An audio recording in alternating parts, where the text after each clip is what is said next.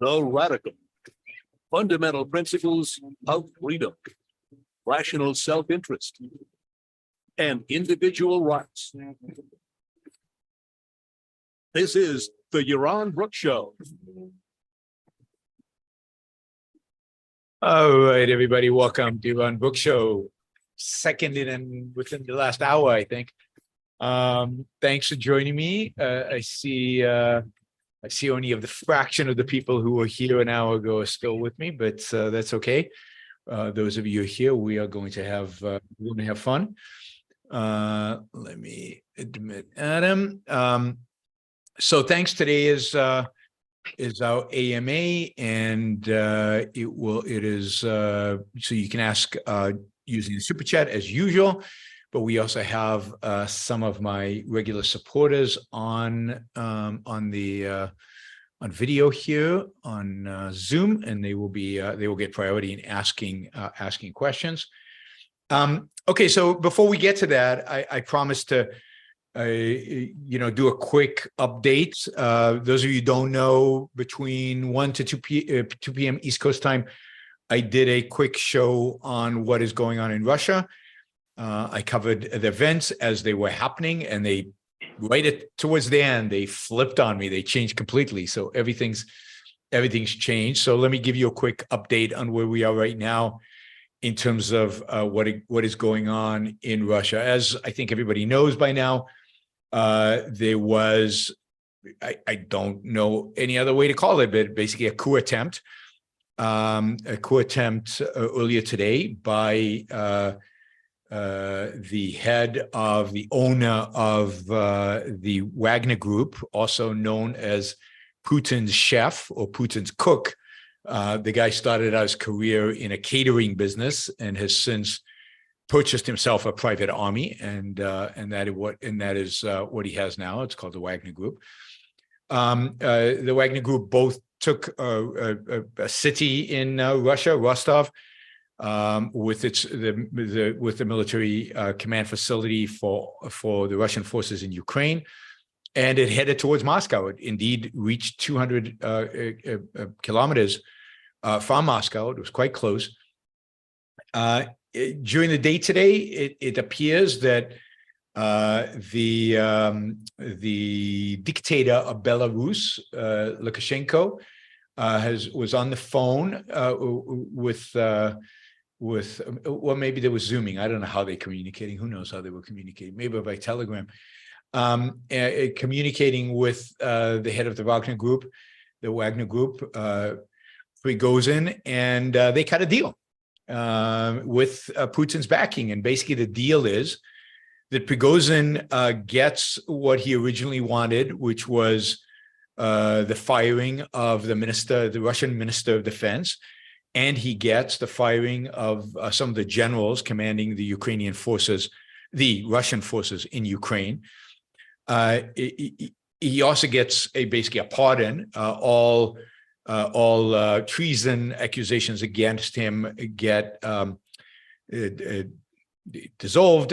He also gets his mercenary army gets full protection, and in exchange, he is turning his forces around and leaving Moscow and leaving Rostov. I just saw video of Wagner mercenaries leaving Rostov and heading towards back to, I guess, their bases in Donbass, in the occupied territory that is Ukraine's. Also rumored is part of this deal. Prigozhin will send many of his troops to Africa, where he has many troops already and where they control much of the natural resources in Africa. I don't know if that's true, but you think that Putin would require that, because otherwise Prigozhin has basically a force of 25,000, maybe more, troops ready to deploy whenever he doesn't feel right, whenever he doesn't like somebody in Moscow. Bottom line is that Putin is dramatically weakened. Putin is a much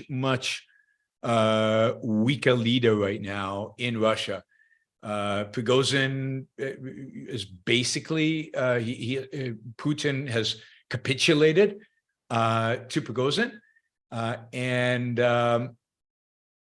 that doesn't go well generally in an authoritarian state. So how it all plays out, I think there's still a lot that we don't know. And there's a lot that is going to still happen. Who is really in control over there?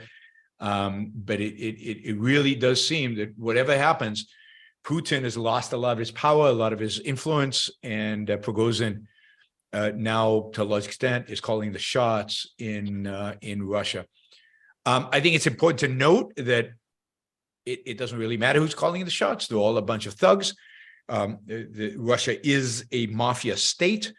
It's a state run by bandits, private armies, crooks, and criminals. Who exactly is the crook in charge, I think matters little to most of us. Of course. Yaron? Yeah, go ahead, Andrew. Would you trust Putin pardoning you? No, I don't think Prigozhin can trust anything Putin says. Indeed, I saw a story just from a few minutes ago that was being published, like most of the news now, on Telegram, that basically says that the security forces, FSB, are raiding homes of Wagner Group troops all over Russia. So they're taking over their homes. Now they have the family members of the officers and the soldiers. For all we know, this so-called agreement just bought the Russian security forces time to be able to go after the families of all the Wagner soldiers and gain leverage over Prigozhin. So very, very hard to tell exactly what is going on, and we won't know, I don't think, for a while. How it exactly happens. I did find it amusing to read Candace Owens' tweet. It's always amusing to watch the new right respond to world events. I gave a few of examples in my in the other show, but this one I only caught now. She writes, if Putin goes down, it's likely the next Russian leader won't hesitate to use nukes. Be careful what you wish for. Propagandized Western citizens truly underestimate how much we are hated for destabilizing another region of the world via a military-industrial complex. So blame the West. Everything is always the West's fault. Everything that's happened in Ukraine is our fault because we're destabilizing a region, this particular region. Of course, any threat to Putin is a danger to the world. Without Putin, there'll be nuclear war imminently. Without Putin, life as we know it will end on planet Earth. So we must protect Putin at all costs, because if Putin goes down, it's likely the next Russian leader won't hesitate to use nukes. I mean, these people have no shame. They have no understanding of the world. They have no understanding of Russia. They have no understanding of the US. They have no understanding of what happens and who's who. It's just pathetic. It's pathetic. And yet this is Candace Owen, one of the great leaders of the new right in America, has more followers than Jesus, I think, these days. And this is the level of non-thinking that you can have. They have no brain. All they have is allegiance, and they have allegiance to Putin because he's an authoritarian who is on the side of Christianity, who actively promotes Christianity. All right. That is my little spiel. I will keep monitoring as we do this AMA. I will keep monitoring the news to see how this develops. I do find it interesting that the mainstream media is, I love this. Somebody just tweeted that Yaron supports homosexuality and transgenderism. He is a loser. So if you didn't know, I am an advocate for homosexualityism, I guess, whatever the hell that is. It's really, the state of the world is really affirming of, I don't know, if anybody asked me, what's the one thing you're not sure about in objectivism? I think my new statement is, I'm just not sure about this idea that man is the rational animal. I'm kidding, but I really, some men are, a few, very, very, very few. Maybe one day, humanity will achieve that feat. And I do think there is the potential for it, but it certainly isn't manifest in the world around us as we speak. All right. Let us start the Q&A. Let's go to, oh, by the way, there is a goal.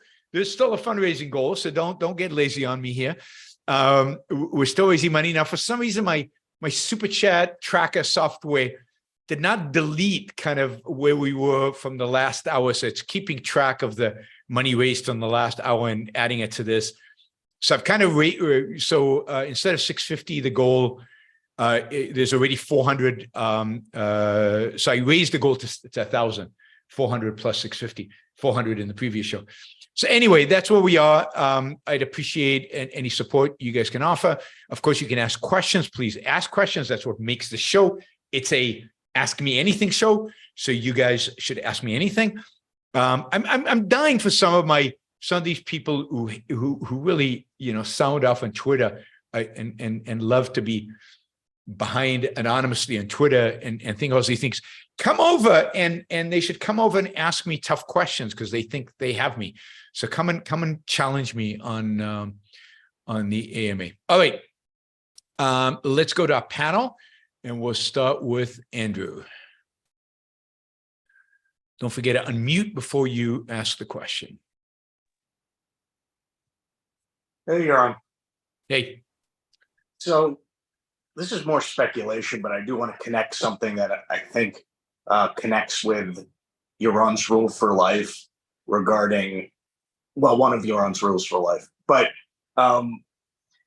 so it always interested me and kind of like, I was curious about why Rand in her letters, the book of letters by Rand, she barely mentions World War II, which I always thought was interesting because like this is going on around her during these years and she barely talks about it in her letters.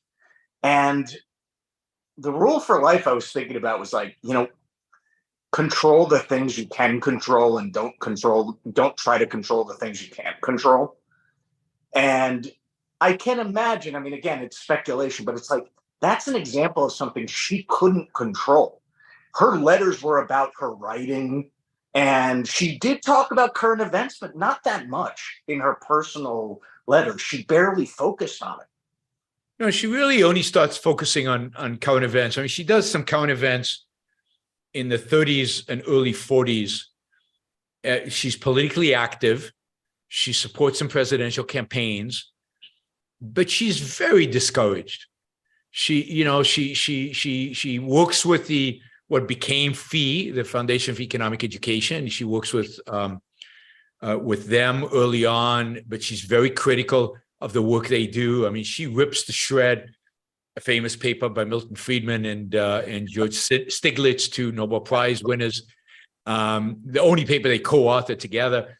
And she rips it to shreds, and she's just discouraged by everything she sees and the intellectual activism, the political. She supports candidates who then she feels betray her. So she really I think in the 40s is really focused on writing The Fountainhead. She's very aware of what's going on in the world, but she's also very, very skeptical of the Roosevelt administration. She's also unhappy about the cooperation between the U.S. and the Soviet Union around World War II. She's convinced the U.S. will win, and because she understands freedom, but she is single-mindedly focused on her productive endeavor, which is writing The Fountainhead, and that's what she focuses on. And then, of course, when she finishes that, she's very quickly focused now on the new endeavor, which is Atlas Shrugged. And during those years, she's writing Atlas Shrugged. She doesn't comment much on current events. She doesn't comment much on what's going on in the world. It really is only after Atlas Shrugged that she starts commenting on the world. Yeah. So early early 60s, really. She becomes a more formal cultural commentator at that point. Yes. And I mean, yes. And so she is ruthlessly focused, you could say, on what she controls, but also on her career, on her productive activity, on what is really, really important to her, at that point. Okay, somebody, yeah, that's fine. So I think that's why you don't see her commenting on World War II during that period, and you don't see her commenting much on anything, on much of current events in the late 40s and early 50s, because then it's Atlas Shrugged. It's kind of also a check on all of us of like, if we think things are bad now so that we can't pursue values, imagine being around during World War II and, a person would have that excuse times 10. I mean, luckily she was in the U.S. and by that point, so so the war wasn't I'm sure in her backyard. But she was half the Americans thought the world was going to die, probably. Sure. Yeah, but of course, I think she was very confident in America's ability to win the war because she understood the value of freedom. Yeah. Yeah. Okay, thank you. Let's see. Eric.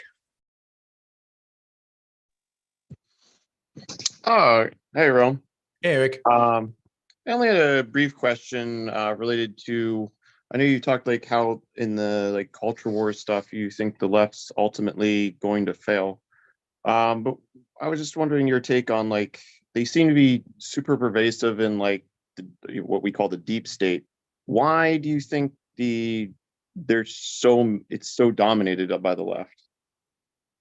Well, I think because, the deep state, which is really, I think I think the deep state gives them too much credibility and power. The bureaucracy, the bureaucracy, and the best presentation of the bureaucracy ever, in my view, is in the old British TV series that, if you haven't seen, everybody should watch, which is Yes, Minister. And in Yes, Minister, the deep state is completely in control. They control everything. But I think the kind of people who go work for the government are the kind of people who have kind of a predisposed to at least currently to a leftist kind of ideologically stand, because they believe that they can shape the world through working in the government. They can help make the world a better place. They can, and of course, then they're there, so they get to decide who gets hired. It's also true that the government usually hires college graduates. College graduates go through college where they're indoctrinated and exposed to much of leftist ideology, because that's the ideology that really dominates our universities. So I think the deep state, or the bureaucratic state, or the administrative state is dominated, and for the foreseeable future will be dominated by the left, because it comes naturally to them. The central planning, the idea of running people's lives, the idea of determining what's good and bad for people comes naturally to them. On the other hand, the right is changing its attitude towards I think the regulatory state and the deep state.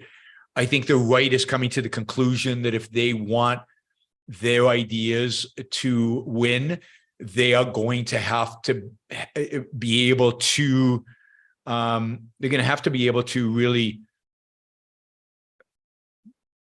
take over the deep state.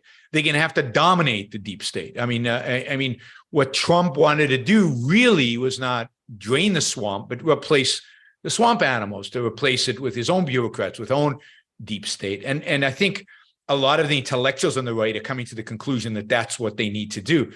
And I think that particularly if you get a DeSantis presidency, somebody competent, more competent than Trump, what you'll get is a real effort on the right to replace the bureaucracy with their kind of people, because they understand the leverage the bureaucracy has over the culture, over the world, because they wield, in a sense, they wield the guns. Do you think? Yeah, go ahead. Do you think objectivism holds like, or do we have anything to offer to influence the right here to convince them that it's better to abolish the administrative state versus try to take it over? Is that something you think we can have influence on?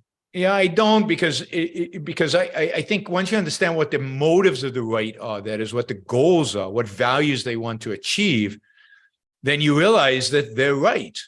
That is, if what you want to achieve is kind of the control over the culture so that it skews in your direction, in the direction of conservative ideas, so that, and if you want to control people's morality, if you want to control people's behavior, then you need the deep state. So the difference between us and the right is not a difference in strategy. The difference is a difference in goals. We want different things. We want liberty. We want freedom. We want laissez-faire.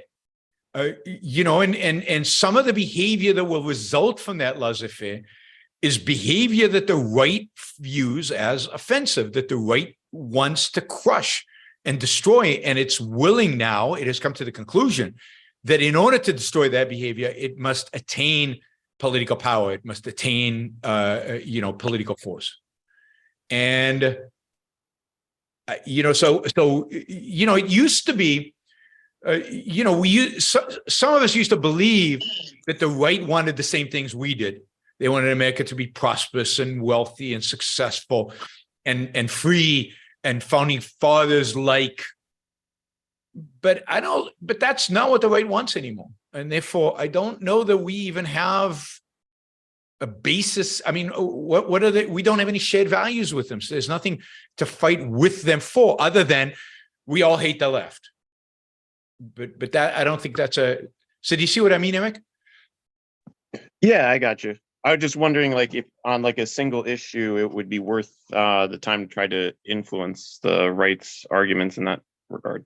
Sure, and I think we continue to try, and certainly in the early 2010s, during the Tea Party, we spent a lot of time trying to influence the right, and at the end of the day, it blew up in our faces. So I am skeptical about our ability to influence anybody on a scale that would make a difference politically right now. I think there's so much cultural change that has to happen before we have any chance of real political influence. And what we should really focus on is the cultural change. And opportunistically, if we can impact the right, then great. But I really fear that the right is beyond saving at this point. I think they've gone off the deep end. If you look at the National Conservatives, if you look at the Integralists, if you look at some of these others, the Candace Owen types, I think they're beyond saving. Yaron, do you care that the right uses terms like freedom and liberty? Do you think that's a problem? Yeah, but look, everybody uses freedom and liberty. I say this a lot in my talks. There's no group in America or in the world who doesn't claim to believe in freedom and liberty. So freedom and liberty mean completely different things to all people, right? The right believes that in order to have freedom and liberty, you have to have Christian values. The left believes that in order to have freedom and liberty, you have to have freedom from fear and want and all these other things. They don't define the terms the same way we do. Nobody does. It's a problem all around, and it's a problem we have in communicating with people because they don't quite understand what we're talking about when we talk, and that's a reality that I think objectivists have to deal with. Why it's so important for us to constantly define our terms and explain what we actually mean. All right, thanks, Eric. Deb.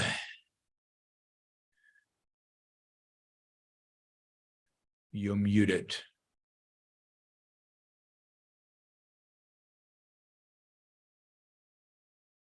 Yeah. You're talking because I still can't hear you. You're unmuted, but I can't hear you. No volume. All right, let me take a question from Adam. Deb, maybe you can work on seeing why the audio is not working. So something, the mic must not be connected or something like that. Okay, Adam. There are two completely different topics that I would like you to address. Let's do one now and one next round. Okay. The first one, before TOSCON, I'm visiting Brookgreen Gardens, and I'm spending several days here. And even though the best sculptures are still available for seeing in a kind of way, they're no longer where they were originally integrated with the landscape. The excuses they found that the salt air was affecting the finish on the sculptures, and so they're now indoors behind glass.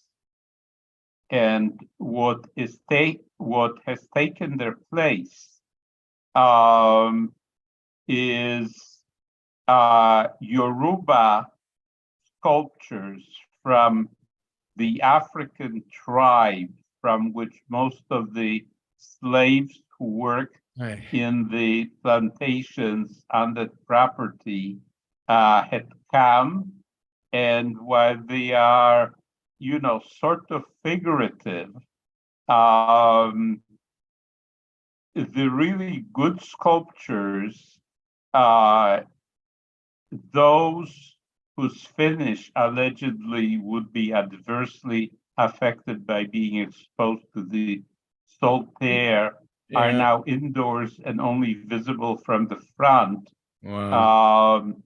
The other good sculptures have been located in different places where they are not integrated into the landscape. I mean, that is horrible. Brookgreen Gardens, in my view, is one of the most beautiful, amazing places anywhere in the world. I've been there, I don't know, 3 or 4 times. It's always been an amazing experience. So this sounds like it's a new thing because last time I was there, which is before COVID, quite a bit before COVID, it was still fully integrated, fully beautiful. They had been there for over 100 years. This garden was founded by Huntington. I forget her first name. It was the wife of the famous industrialist Hannah Huntington,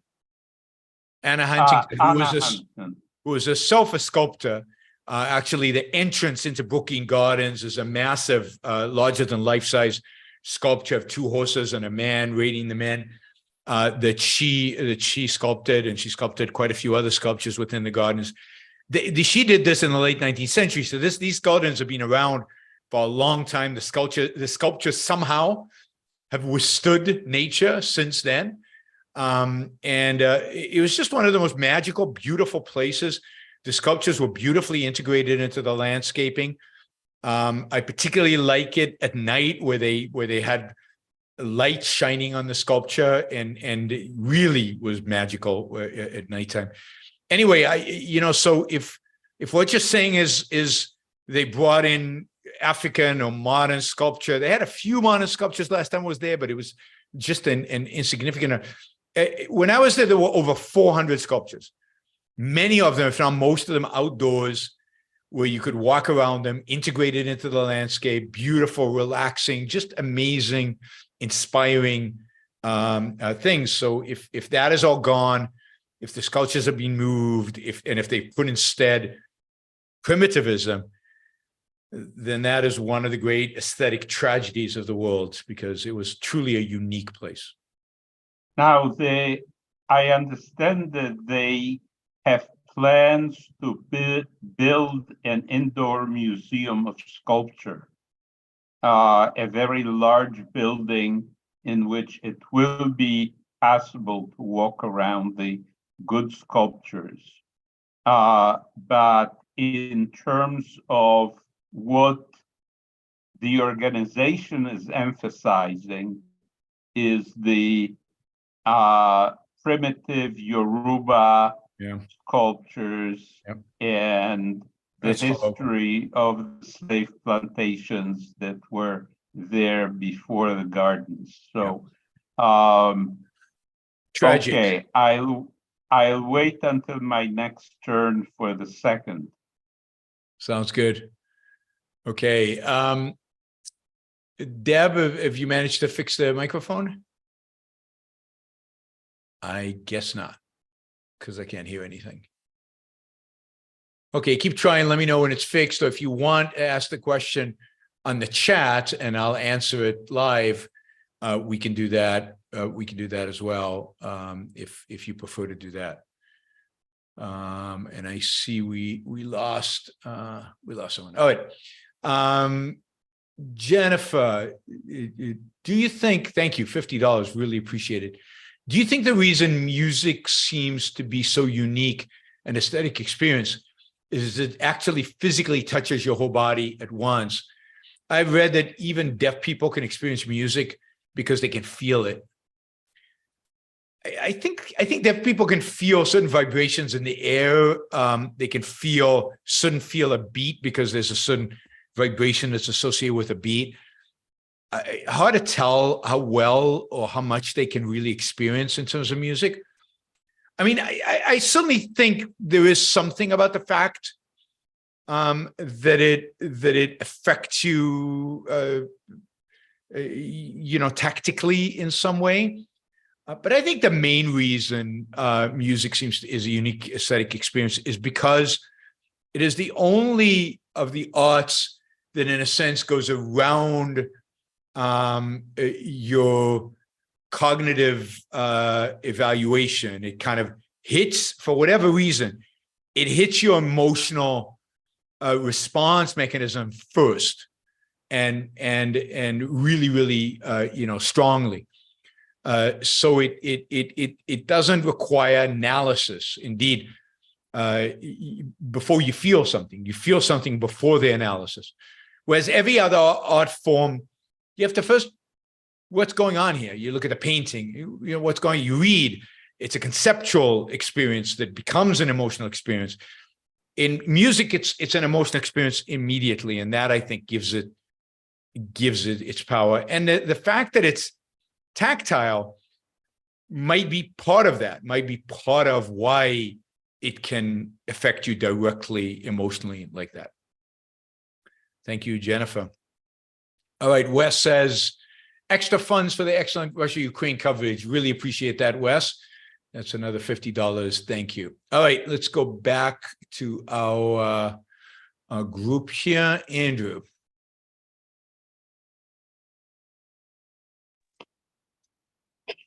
Hey, so I'm going to turn you into a philosophical surgeon general right now. Why would you, I assume from prior things you said that you would advise limiting one's intake to cable news? Yeah, I mean, I would reduce cable news intake to 0 if possible. Okay, why? I do. I never watch cable news, ever. I'm interested in your reasons. Oh, because cable news is shallow, emotion-driven. You get very little real news. Interviews are 3-minute long at most, right? Sound bites. The stories they pick are stories that they can visualize and therefore get you to emote. It's just not intellectual. It's anti-intellectual. Radio is much more intellectual. And ultimately, print is the most intellectual because it actually, whoops, you fell. What happened? I've got the New York skyline and you disappeared. So basically, yes, I think it's very, very difficult to deliver intellectual content on TV because you've got to entertain. And it's, who is really good at this? I disagree with him on a lot of things. And he was a kook in many respects. He was a nutcase. But the best person ever to deliver intellectual content to television and make it interesting was Glenn Beck. You remember he had a whiteboard. He would like turn his back to the audience. Nobody turns it back into the audience. You don't do that. And he would write stuff, and he managed to communicate semi-intellectual content. I mean,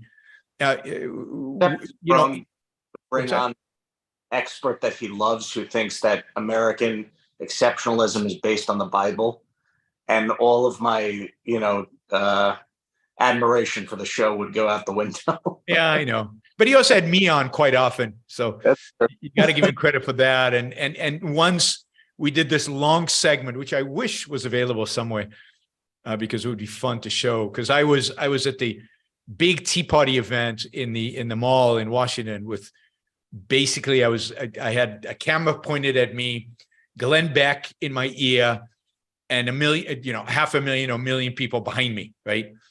And we got into this, real debate about the role of religion in the founding of America. And he was willing to let me say, no, founding fathers, this is not about religion, and so on. And he was willing to let me talk. He never spoke over me. He was let me speak for long segments, not very sound bites. What's that? That's very admirable. Yeah, and he had me on his show to talk about Atlas Shrugged. We did a whole show together on Atlas Shrugged. So I got to give him credit for that. He's a kook. He's crazy, and he's gone through ups and downs during his career in terms of being better and being worse. But he does get credit for that. It would be pretty amazing if somebody could find a recording of that interview by Glenn Beck from the Tea Party days. Oh. That would be pretty cool.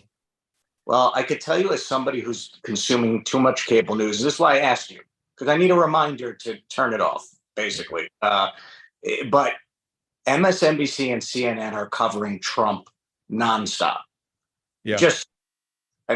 Since you don't intake it, they are covering Trump in any way possible. And then Fox News is doing what Fox News does. You know what Fox News does. Yeah. No, and this is why it's somewhat boring to cover them, because I know exactly what they're going to say. I know exactly what they're going to do. I know exactly which experts they're going to bring. It's just not interesting. It's boring. And it's, if you think about the number of amazing podcasts that exist, real information you can learn, 3-hour interviews that Lex Friedman does, or some of these other people do, real intellectual content, really interesting stuff, in-depth analysis. Even I've discovered this guy who covers Russia and covers Putin, who's really good, Vlad something. And he does these, there's so much good content. Why would I watch these morons, on cable news who have nothing interesting to say, who are just... Let me try to answer your response. Why would you do it? Because you would feel like you have your finger on the pulse of what's going on. Yeah, I'd rather not have. I'd rather not have my finger on the pulse. I get my finger on the pulse at Twitter. Twitter is my finger on the pulse. I'm youthful at heart. I go for the new tech solutions, not the old tech solutions. All right, Eric. Oh, we're back to me already. All right. So my other question is regards to the longevity stuff you've talked about. Yeah. You've recommended Peter Attia, I think. And now a lot of them have to do with like annual scans and stuff like that.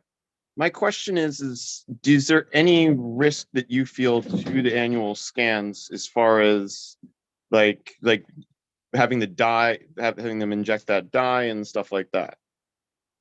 So the annual scans that I do, we don't inject any dye. I think maybe they're less accurate, but I generally prefer just to do straight MRIs. There's no radiation, and to do the calcium score maybe once every 2 years to get a sense of the direction of what's happening. And then I do things like echocardiograms and other things.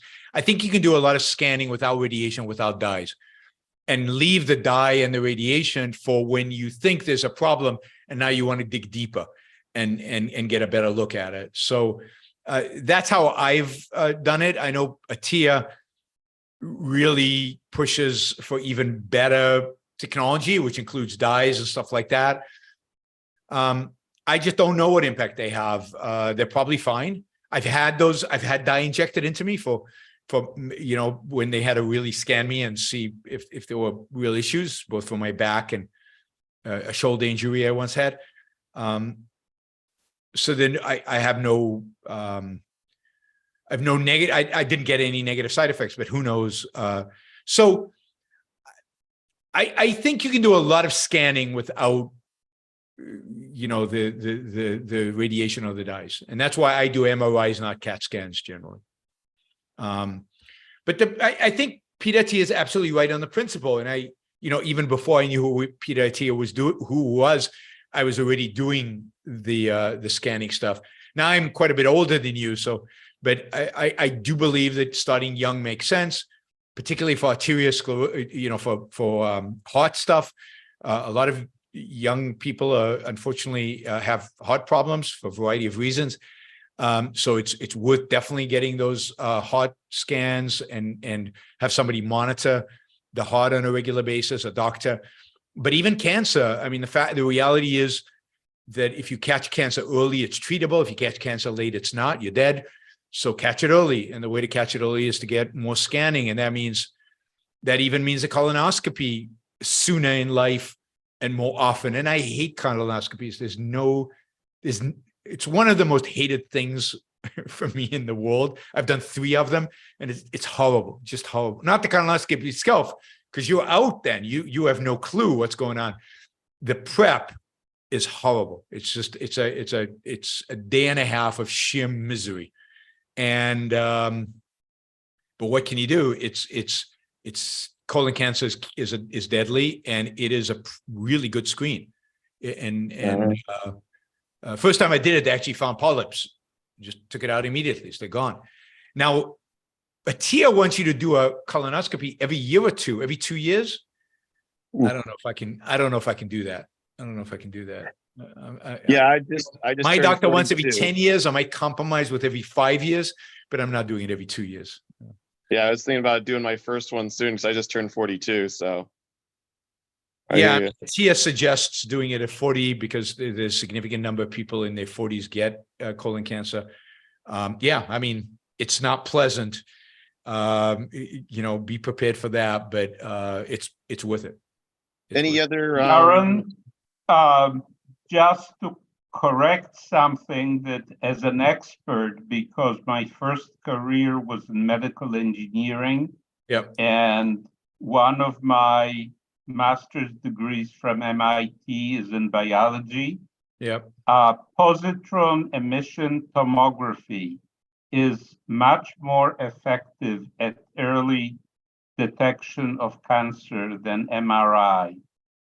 And if you're avoiding it because you think the radiation might be bad for you, the amount of radiation poses a risk which can be calculated, and it turns out to be much less than the risk of the difference in the effectiveness of early cancer detection. Yeah, so I've heard this. This is what's called a PET scan, PET.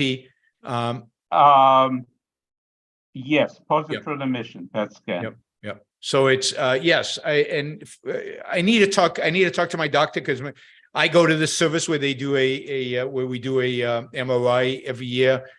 I think the other issue with the PET scan is it's significantly more expensive, but I'm going to talk to my doctor and see if they can do a PET scan next time rather than an MRI. But yes, I've read that it's much more effective in terms of identifying this stuff. Eric, thank you. You had a follow up? No, just other than do you know if none of that's being covered by insurance as of yet, correct? No, it's an out of pocket. If it's just, there might be some insurance companies that pay for it, but mine doesn't. This is unfortunately, our whole medical system is upside down. We should be incentivizing people incentivizing prevention, not treatment. But we don't. Right now, we only get coverage for treatment, not for prevention. So none of this is covered by insurance. So, yep.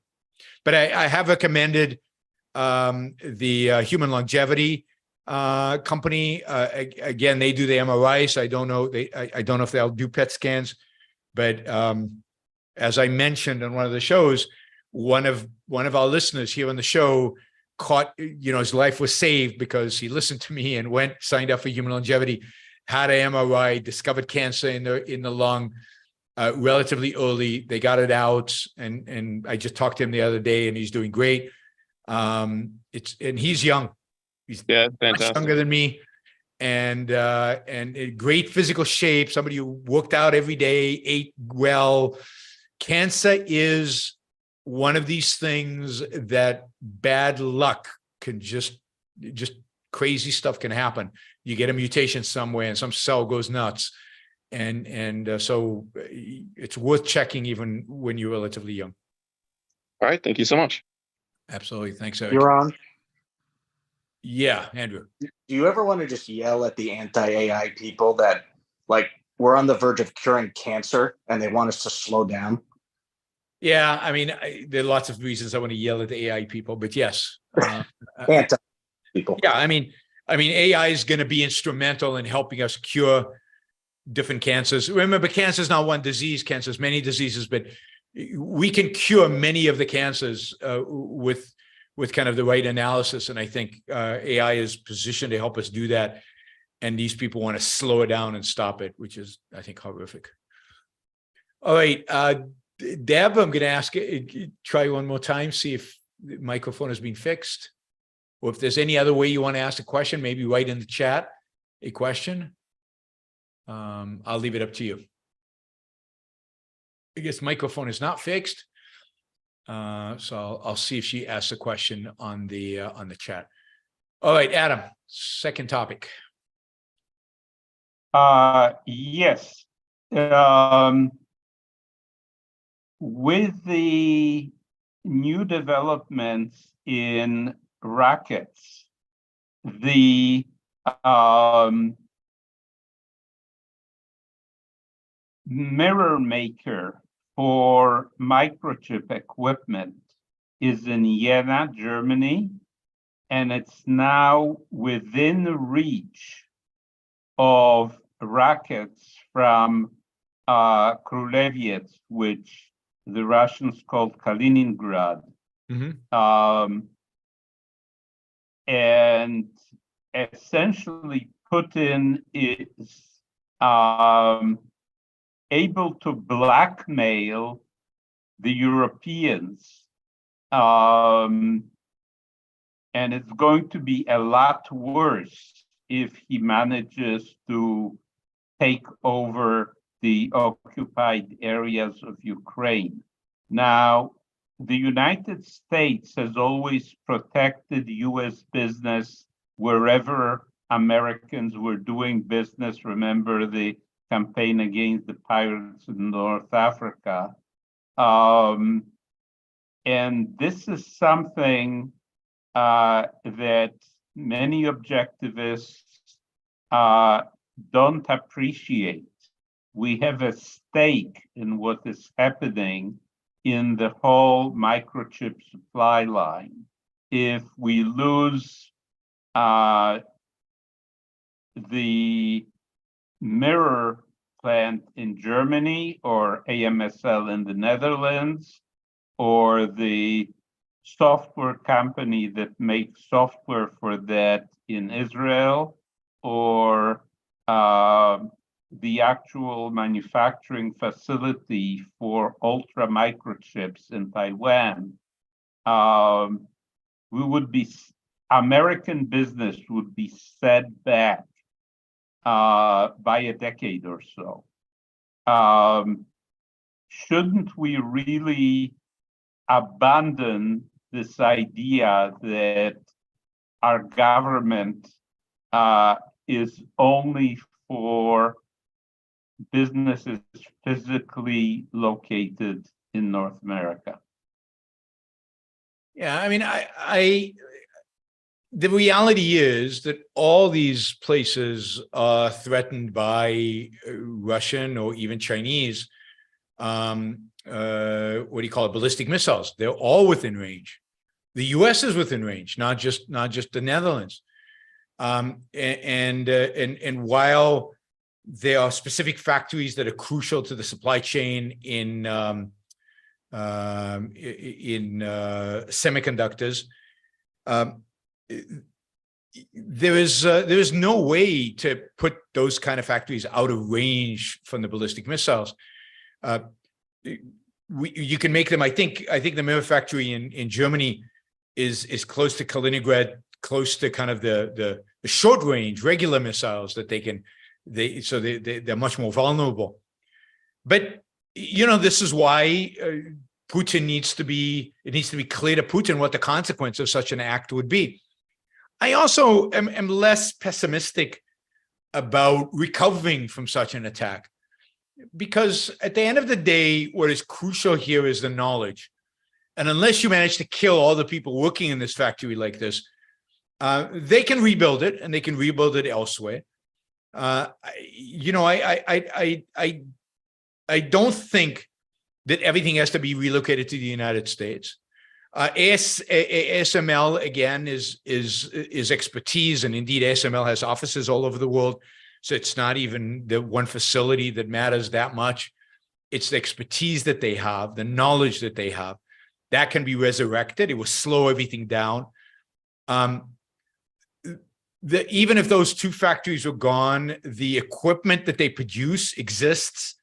The latest cutting edge equipment still exists, both in the United States and in Taiwan and in South Korea. All have the equipment. State-of-the-art chips could still be produced. It's new equipment that couldn't be made, but again, those factories would relocate. So, I wouldn't be too concerned about any of those.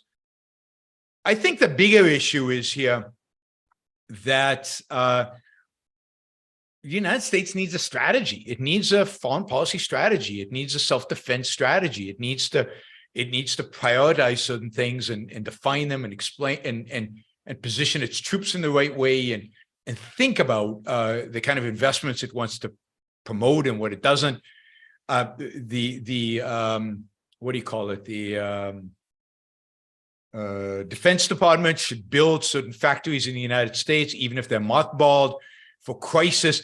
There's a lot of work that would have to be done. If you had a rational foreign policy and a rational military strategy and a rational long-term strategy for the defense of America, there would be a lot of work to actually implement that, to put that into practice, to actually apply that in the world. And we don't have any of that today. None of that exists today.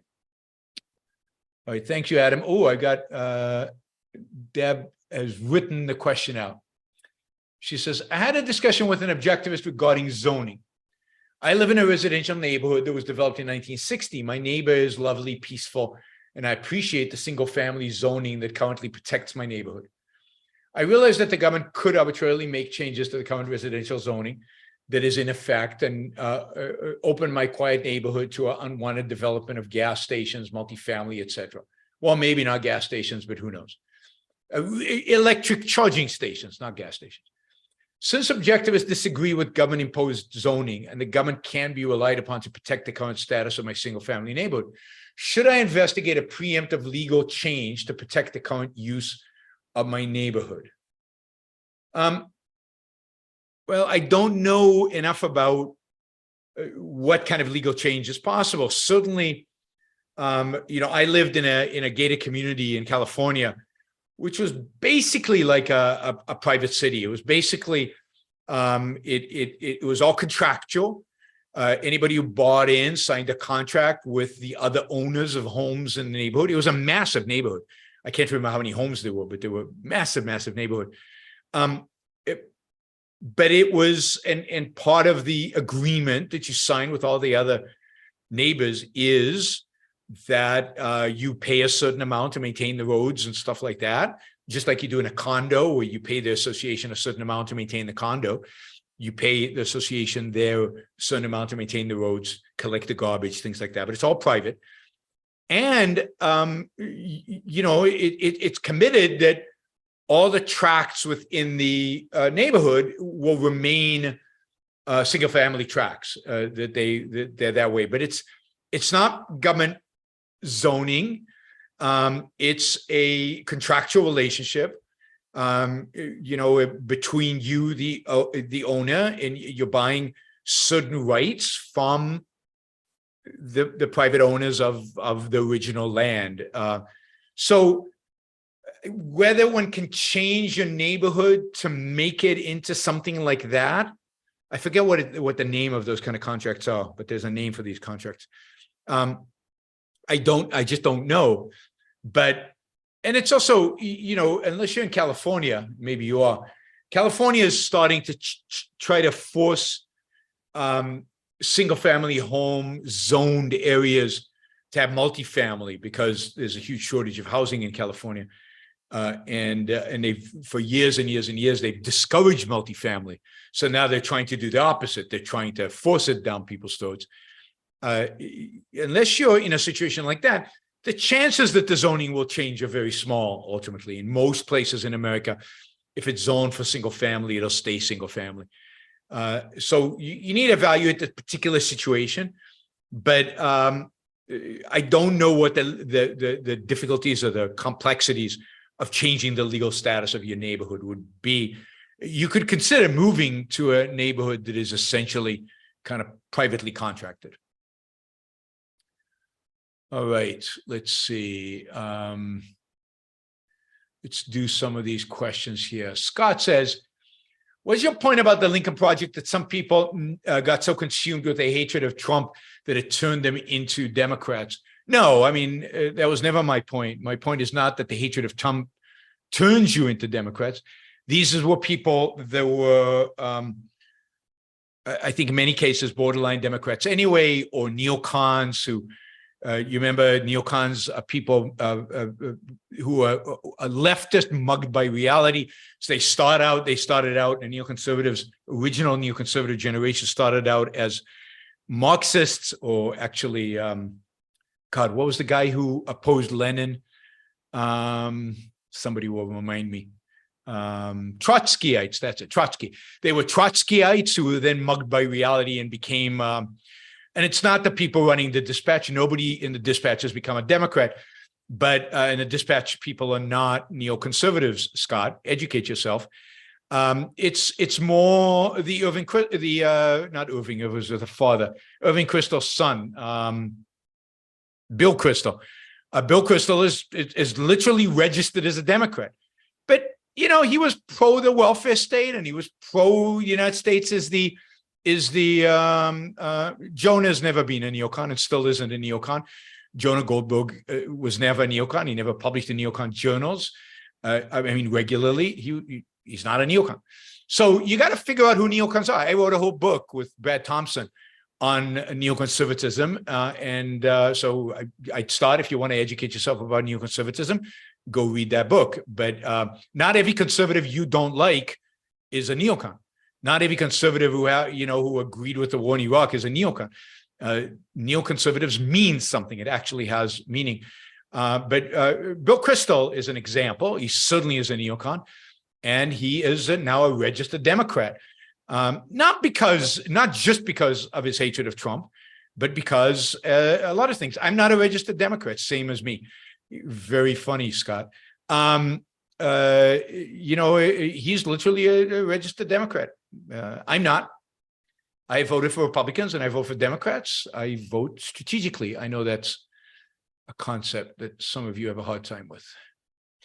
Clark says, do you think Rand has inspired a whole segment of the entrepreneurs to take risks they otherwise never would have? Yes, I've said this many times. I do think that's true. I've met a lot of these entrepreneurs. She inspired many of people in Silicon Valley, both in the venture community and in the startup community. She inspired many of the CEOs in the of the Fortune 500. So yes, I think she inspired people to take risks, to gave them moral kind of courage and moral backbone to go and follow their dreams. James says, I'm finding people are more uncomfortable with how strong objectivists hold to their claims rather than the context of the claims, how unwilling we are to bend to others. The truth is unbending. The truth is unbending. And that, yes, people are very, very resistant to certainty and certainly to moral judgment. They don't like moral. We live in a society that doesn't like moral judgment much, except on the far right and the far left. But most people don't like moral judgment, don't like the need to do it, and don't want to do it. Yaron, wouldn't you say though that they are okay with being certain about sacrificing to the poor? Yeah, and they're certain about certain things, but yes, I get that a lot. Because I say things with conviction. I say things with conviction. And they will say, yeah, sacrifice to the poor, but not too much, just some. You also have to sacrifice for other things like God. And, no, they're not, except for the nuts on the right and on the left, they're not like, fully motivated and excited and passionate and certain. They want a little bit of everything. And that's a big difference between us. Okay, Harper Campbell, stay away from negative people. They have a problem for every solution. Thank you again, Yaron, for changing my life. Absolutely. Happy to do it, Harper. Michael, any school shooter altruists are school shooters altruists in a way. Not that they want to sacrifice for others, but that that the world owes them a certain quality of life they haven't received, or they're justified in lashing out. I mean, I think they're responding to altruism in the culture. I think fundamentally they're nihilists. They're rejectors of any kind of, they're rejecting morality. But why are they rejecting morality?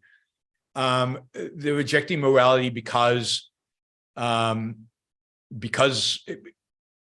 who knows psychologically, but to some extent, because the morality is so insane, so wrong, so offensive. Okay, Stephen Lamb for $20 says, how much to ban Scott? Much more than $20.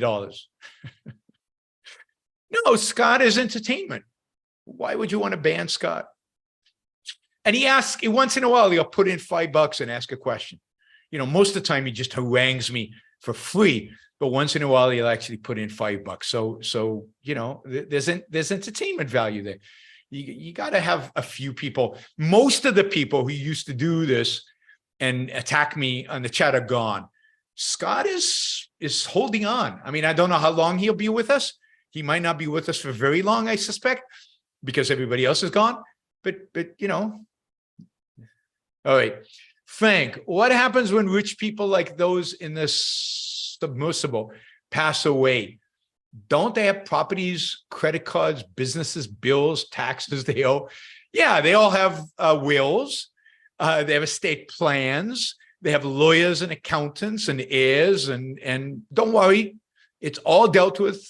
There's a massive legal framework dedicated for taking care of, particularly if you've planned for it. I mean, if you pass away without planning, it's problematic. But for those of us who plan for it, there's a whole procedure well documented. All right, I'm going to go through these, and then I'm going to give my panel a last chance to ask questions.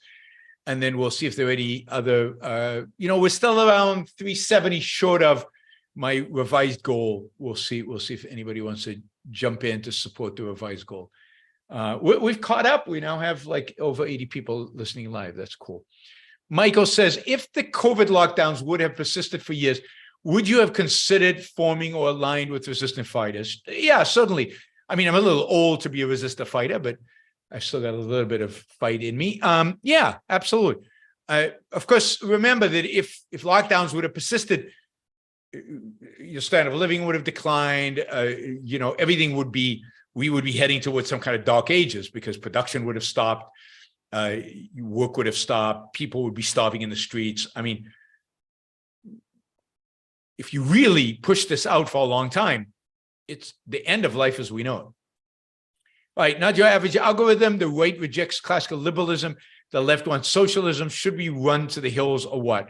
No, let them run to the hills. Let's stay where we are and let everybody run to the hills. Liam says, what is the best way to let go of things that cannot change, like big mistakes you've made in the past that still bother you? I think it's to really work them through in your mind, understand what you did, understand why you need to let go of them, understand why you can't, holding on to them is self-destructive. I think those are the things that you just have to work it through. And if you're lucky enough to have the ability to work with a good psychologist, then they can help you work it through. But you have to think it through in order to let it go. You have to understand why it's pissing you off so much. You won't let go of it until that happens. Is it immoral to sell solar panels in Texas if I know they're a stupid idea, it pays super well, and I'm after fast money for something I do care about? No, I don't think it's immoral. It's a legit business. It happens to be subsidized, but so is a lot of stuff. You can't figure what you're going to sell or what you're not going to sell based on how involved the government is. I mean, you would get lost in just figuring out what's what with all the bureaucracy. Okay, last one for this round. Will any of the stuff you did with Greg Salmieri about statistics in Austin recently be available online? No, I mean, all of that was private, not recorded. I hope that some of the people there will ultimately publish some of their work, do podcasts about some of this work, do stuff about statistics. Maybe Greg will do something, that'll be good. But I don't think any of it was recorded. It was pretty much a real open conversation. All right, let's run through our panel. Andrew. I like that. Let's have the other people run for the hills. Let's stand our ground. Good. And what do you think is the best? This is no offense to any objectivist intellectual. What do you think is the best book written by an objectivist intellectual after an Ayn Rand book? Well, Opa. I mean, that's easy. Okay. It's easy to me too. I just didn't know what you... Objectives of the philosophy of Ayn Rand. I mean, it's God, that's such an achievement. It's such a brilliant book. It's such a masterpiece of condensation and integration. That is the book, and yeah. Would you also say that in literarily? I think so. I mean, Peikoff's a great writer. Brilliant Really good writer. Every word there is purposeful. And he talks about that. He talks about how he dedicated to it. Let's see. Literally, nobody comes close. I mean, who else in objectivism writes that well? I mean, it has to be Peikoff, whether it's Opa, whether it's Ominous Parallels, or whether it's Dim. I mean, those three have to be first among any books in objectivism. Thank you. But Eric. Oh, you can skip me for now. Thank you. All right. Thanks, Eric. Deb says, you're always very positive, even though you get upset about various situations and crazy, stupid people. What things get you down? Really get me down is, I'd say it has to be accumulation of things, but just encountering ridiculous irrationality in kind of concentrated ways that affect life, not in an abstract, I know it affects life in the long, but affecting life today. I mean, just sometimes it's little things, sometimes it's big things. It's like in Puerto Rico, you can't get anything done well, right?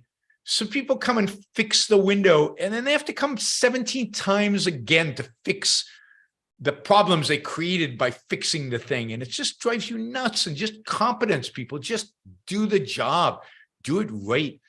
And then, of course, you can multiply that by many dimensions. And then, of course, you see that also in the culture, you see it everywhere. So the thing that most gets me down is just how irrational and just unprofessional people are and can be, and ignorant and yet cocky, right? Cocky, super cocky about themselves. They think they run the world, and yet so many of them are ignorant One of the things I really can't stand in people is, kind of a smug, what do you call it? God, the word just escaped my mind. Anyway, people who are smug and think that they know everything and that everybody else around them is an idiot. And a lot of times those people, arrogance, a smug arrogance, that I can't stand it. And I know arrogance can have a positive connotation, but it can also be a very negative thing. A smug, cocky arrogance just drives me nuts. So I'm just dealing with somebody like that now. So it drives me crazy having to deal with him, and I have no choice but to deal with him. Yaron, that usually goes. What's that? I said arrogance usually goes with ignorance, don't you think? Yeah, but I don't know. I'm sure some people think I'm arrogant. I don't think I'm smug. I don't think I'm cocky. I'm confident. But so arrogance is a tricky word because it can sometimes represent having self-esteem and being confident in yourself. But I try to be objective about what I actually know and what I don't know. And these kind of people I'm talking about don't have any sense of objectivity about that. All right, Adam. Yes, about competence. I happen to be the secretary of the homeowners association of my condo. And we were not satisfied with our previous management company. So I searched around for a management company who knew who was competent, who was the competent electrician, who was the competent plumber, and so on. And we found one, and it's a pleasure dealing with competent people. Yep. It makes all the difference in life to be surrounded by competent people. It's one of the things that, for the most part, you have control over. One of those things maybe in your own rules for life, I should add. Surround yourself with competent people. In some places it's easy, in some places it's harder. Suddenly, one of the downsides of living in Puerto Rico, I have to admit, is the in certain areas, like in home renovation kind of stuff, very difficult to find competent people. I also wanted to mention one thing, which is that when I see someone who seems arrogant, I have no way of knowing without talking with them first whether it's justified self-confidence or not. Yep. And so I don't particularly dislike it unless I find out that it's not justified. Yep, I agree. I agree completely. And okay. Another interesting thing that I found out is that in listening to what TV commentators say, I find that different cultures have different attitudes. And when I listen to commentators on Polish YouTube channels, I don't see, and I don't know to what extent this is due to the Christian idea that pride is a sin. If they are Thomists, they redefine pride as essentially being arrogant without a basis in fact. And so it's a pleasure to be among people who take that view and who are only arrogant about things they're competent. They really know and they're really competent. Absolutely.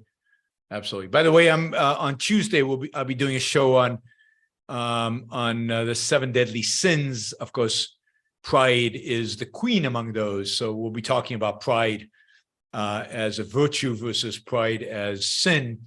So the Christian vision of pride. So that'll be a fun show, I think. Thanks, Adam. Well, which of the many Christian? Whoops. You got I saw you got muted by accident. So which of the many Christian what? Which of the many Christian versions of pride will you be talking about? Because the Thomist version and the Augustinian version are very different. I think I'm going to be talking about the Augustinian version, but we'll see. We'll see. I haven't fully prepared for that one yet.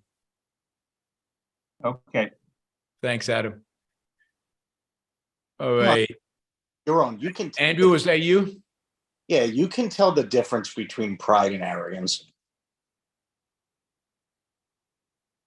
Yeah, maybe. I mean, Trump. But I'm not sure in its proper definition whether arrogance is a bad trait. Is Howard Roark arrogant? There's a sense in which he is. No. Yeah, but that's why we need to be careful on how we define the term. Yeah. Okay.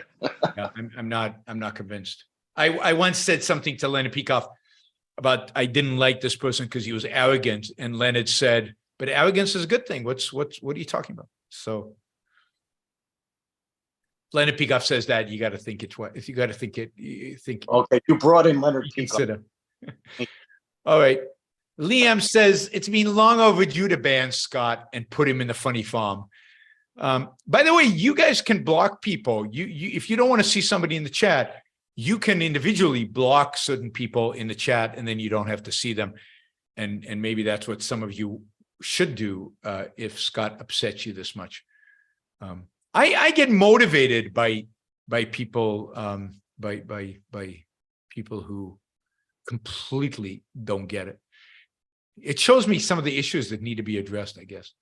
All right, Daniel says, wouldn't government being involved in the environmental issues fall under private property rights?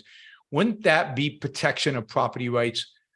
I'm still fighting myself with this. Yes, most issues, almost all issues that are so-called environmental issues, ultimately property rights issues and need to be dealt with from a property rights perspective.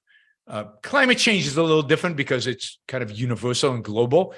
So it's not easily defined in terms of property rights, but almost everything else can be defined in terms of property rights, and therefore requires just a better definition, a better way of dealing with, and more respect for property rights in order to rid ourselves of the pollution, of the bad consequences.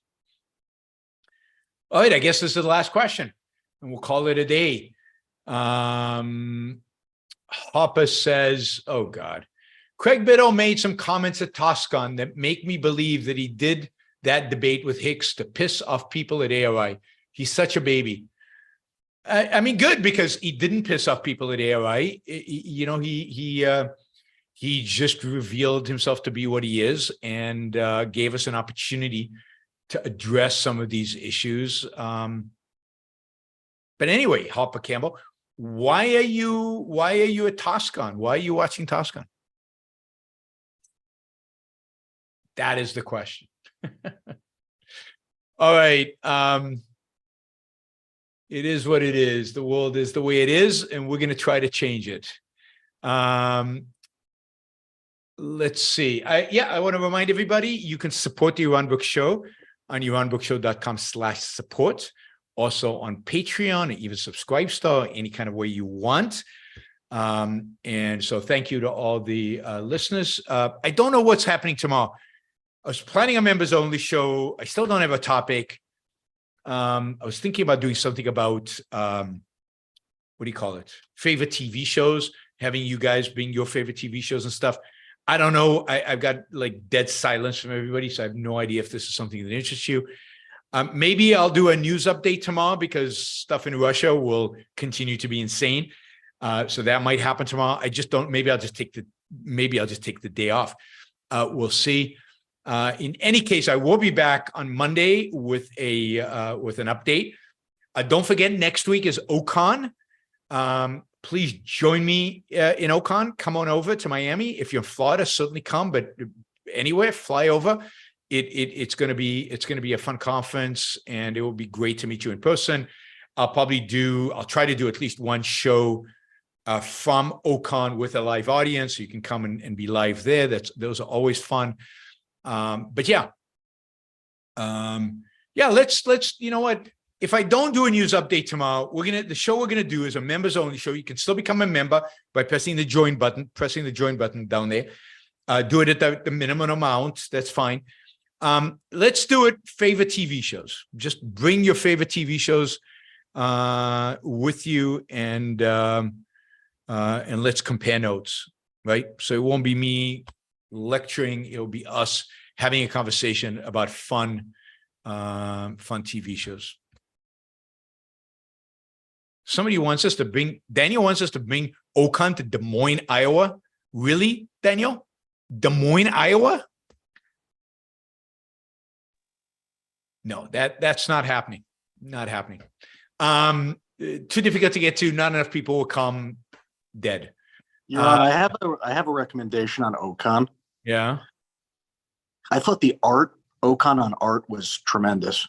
Good. And like, if there could be a sequel to that, the only improvement I would recommend is like, if there's a city that has museums that people could go to on like field trips, it would be great to do it there.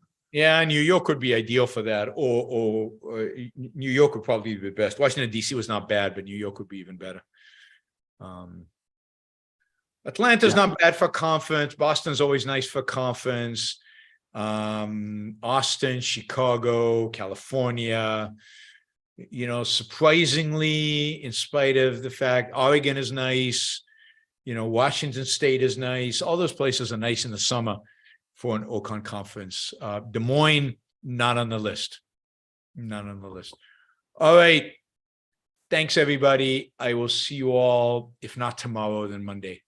Bye. Thank you to the panel. Thanks, Adam, Andrew, Eric, Deb. Sorry about your microphone. Would have been much more fun to have you ask the questions live. Bye, everybody.